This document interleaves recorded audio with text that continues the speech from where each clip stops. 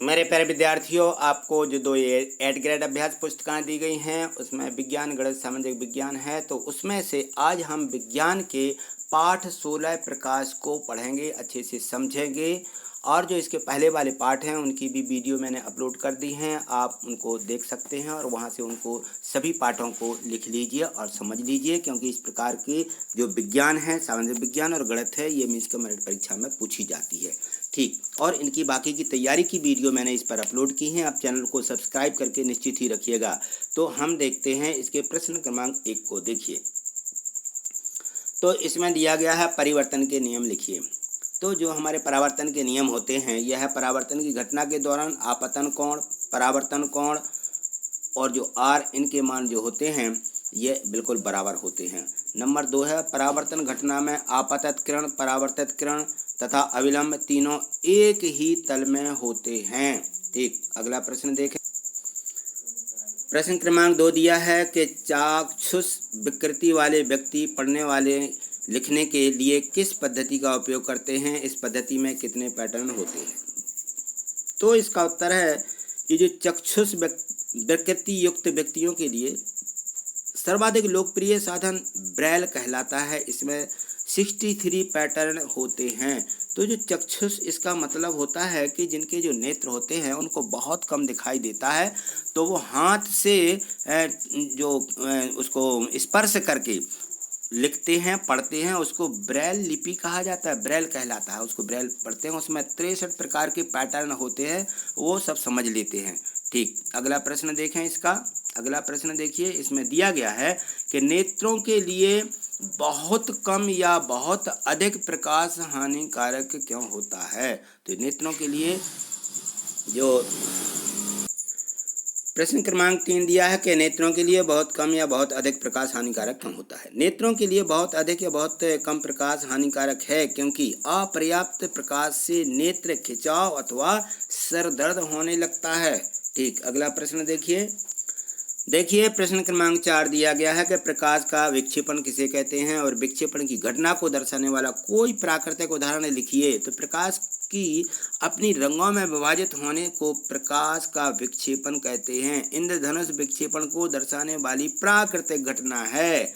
इसको आपको उदाहरण सहित इसको लिख लेना है। ठीक, अगला प्रश्न देखिए। प्रश्न क्रमांक 5 दिया है कि रेटिना में पाई जाने वाली तंत्रिका कोशिका के प्रकार एवं उनके कार्य को लिखिए। रेटिना में 2 प्रकार की तंत्रिका कोशिकाएं पाई जाती हैं। नंबर 1 शंकु और दूसरी शलाकाएं। इनके द्वारा अनुभव की संवेदना को मस्तिष्क तक पहुंचाया जा सकता है।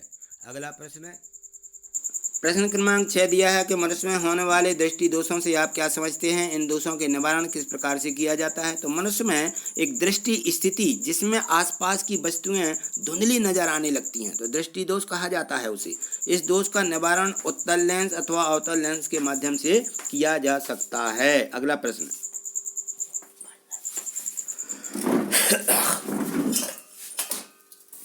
अच्छे से आराम से, कुछ दिक्कत नहीं, थोड़े 2 मिनट को बच रह गई है, हम होगा काम। फिर हमें जो कछु करने हो, कछु नाश्ता पानी या कछु ऐसा थोड़ा सा वो रखो हो भाई, तो उनको कर देंगे खजूर को।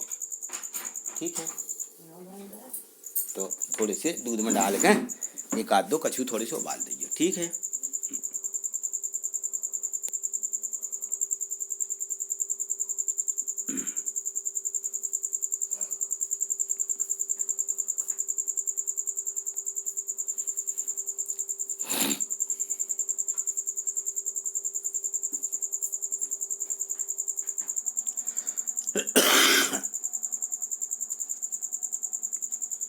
तो इसका जो प्रश्न दिया गया है, यहाँ है प्रकाश का परावर्तन, यहाँ प्रकाश का अपवर्तन। तो हमें इसमें यह दोनों चित्र बना लेना है। इसमें देखिए, ये यहाँ पे हमारा दर्पण होता है, ये परावर्तन है, और इसका ये अपवर्तन, इसको ये आपतन कोण या विलंब कहते हैं। ये परावर्तन है और ये अपवर्तन है।